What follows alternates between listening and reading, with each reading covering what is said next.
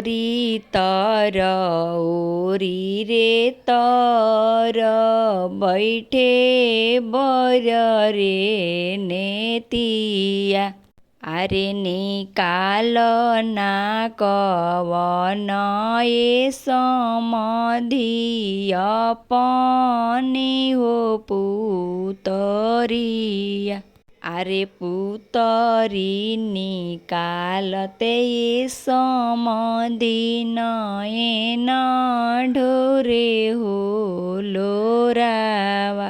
निकाल ना कवन ए पापाय अपने हो पुतरिया। अरे कोई से निकालिए लोगवा अपने हो पुतरिया। अरे पुतरी निकालत ये लोगवा जीवा घबहोड़इले। अरे बेटा से अधिक ये समधि बेटी के हम हो जननी। अरे बेटा से अधिक ये लोगवा बेटी के प्यार हो दिहनी। अरे नाजुक कलैया ये लोगवा बेटी के हम हो पोसनी।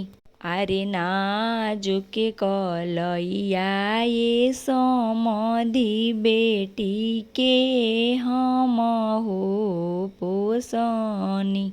अरे मेवा मिठाई ये बेटी तोह के हो खियवनी। बेटी निकालत ये लोगवा जीवा मूर्छा हो गइले। बहिनी निकालत ये लोगवा नयन से आंसू हो बहे। कोई से निकाली ये लोगवा अपने हो बहिनिया। अरे हम जे बहिनी ये लोगवा एके कोखी हो जनमनी। अरे आपना से अधिक ये लोगवा हम बहिनी के प्यार हो दिहनी। बहिनी निकालत ये लोगवा थर थर करे जावा। अरे पुतरी निकालत ये लोगवा कापेला हो बदनिया। अरे पुतरी निकालत ये लोगवा फाटेला हो छतिया।